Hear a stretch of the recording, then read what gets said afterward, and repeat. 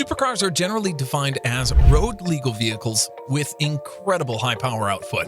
Supercars of today are typically two-door coupes with more than 500 PS and a 0 to 62 miles per hour acceleration time of about 3 seconds. Top speed typically hovers around an amazing 200 miles per hour. This video is for you for looking at the best supercars on the planet. In today's video, we'll be taking a look at the top 10 supercars in the world. Stay glued to your screen as we begin. Number 1 on the list is the Hyperion XP1. It's essentially an electric vehicle that stores energy in the form of hydrogen rather than a bulky battery.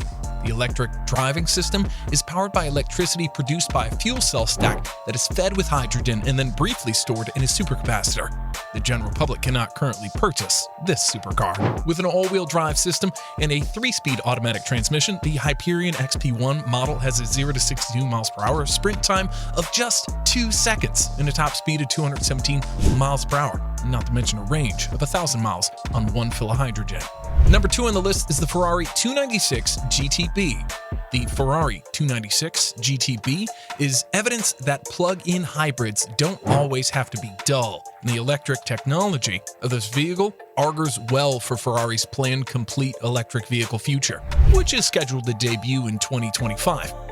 The 296 has a 3-liter twin turbocharged V6 engine, which is a first for the brand, and it's coupled with an electric motor and a 7.45 kilowatt battery to deliver an outstanding 819 horsepower.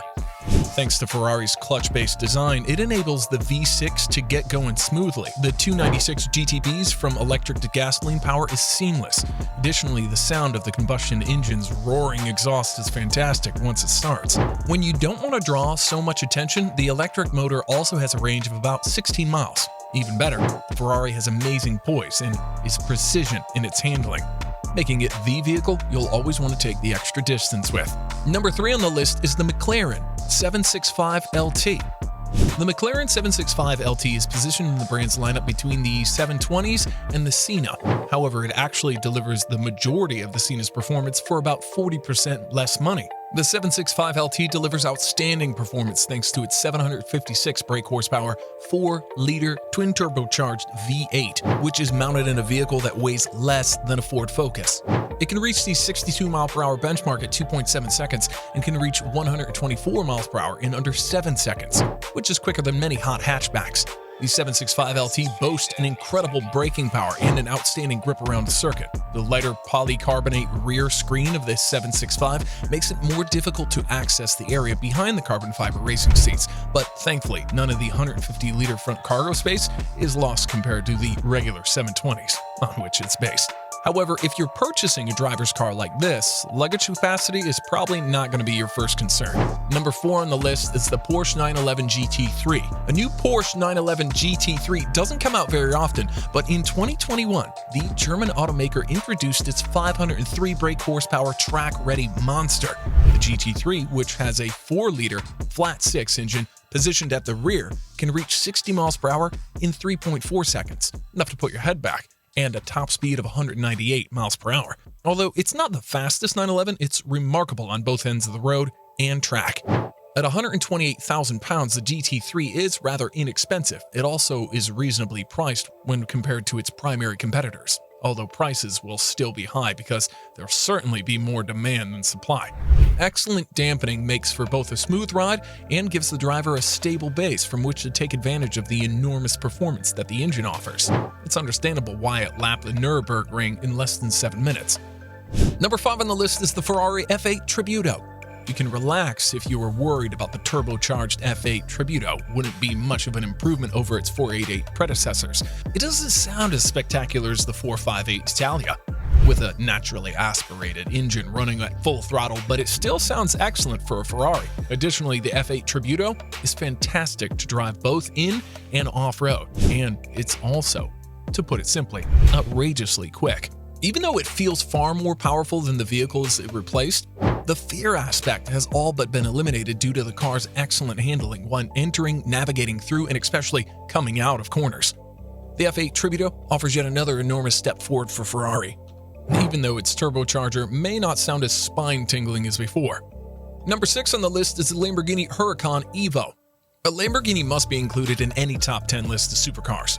The Huracan Evo has the same engine as the Huracan Performante and adds a ton of technology you'd often associate with McLaren, Huracan's main adversary. Included in this is the Lamborghini Dynamic Vehicle Integration (LDVI) system, which collaborates with the Evo's torque vectoring and all-wheel steering system to give it even sharper reflexes and increased agility. All-wheel steering, think about that. The Huracan Evo has an 8.7-inch infotainment system, which is miles ahead of McLaren's setup, despite the fact that this car isn't intended for everyday use. The ride of it is also surprisingly smooth for a car of this caliber. However, for many people, that makes the Lamborghini such a unique vehicle. What makes the Lamborghini such a unique vehicle is its spine-tingling scream and fierce performance of the naturally aspirated 5.2-liter V10. Number 7 on the list is the Ferrari 812 GTS. The GTS Spider adds an open-roof experience for drivers seeking a lightning-quick front-engine, rear-wheel-drive supercar while dropping the eponymous super-fast name. Additionally, compared to the outdated F12, the 812 is more comfortable, opulent, and refined. The 6.5-liter V12 engine cranks out 789 horsepower and accelerates to a top speed of 211 miles per hour. A 7-speed dual-clutch gearbox with shorter gearing and quicker shifts than the previous model handles all the gear changes. The chassis and aerodynamic packages, however, have undergone the most alterations despite the performance upgrades. A third-generation new electronic differential, torque variable electronic power steering, rear-wheel drive steering, and conveniently, Ferrari's slide slip control, which debuted in the 458 Speciale, are all included. To add to the overhaul, the curb weight has been reduced by 60 kg. Number 8 on the list is the Maserati MC20. The MC20 is Maserati's first entry into the supercar market since the MC12 in the early 2000s. Maserati is an Italian automaker. The supercar from Maserati exudes a sense of occasion, and people are always drawn to it because of its stunning appearance, though it drives even better than it appears. Its beauty goes beyond the surface. Although the MC12 engine's note isn't particularly spectacular, its performance is. The supercar from Maserati has a 3-liter twin-turbocharged V8 engine that generates 621 horsepower and can accelerate from 0 to 62 in 2.9 seconds, despite its suspension producing a surprisingly gentle ride at the softest of its 3 settings. It's also precise, delicate, and nimble to drive.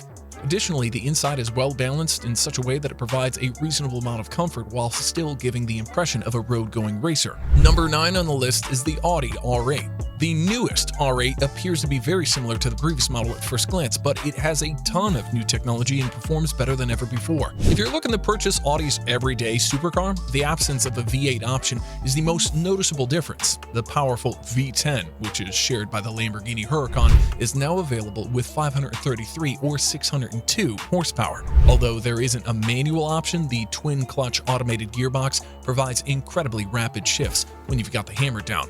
With a torque split system that can send 100% to the front or back on demand, the Quattro 4-4 system enables and provides remarkable levels of grip and balance. 0 to 60 time can be reached in 3.2 seconds for the faster V10 Plus. The R8 is an excellent all-rounder, save for its inadequate baggage capacity. And lastly on the list is the Aston Martin DBS Superleggera.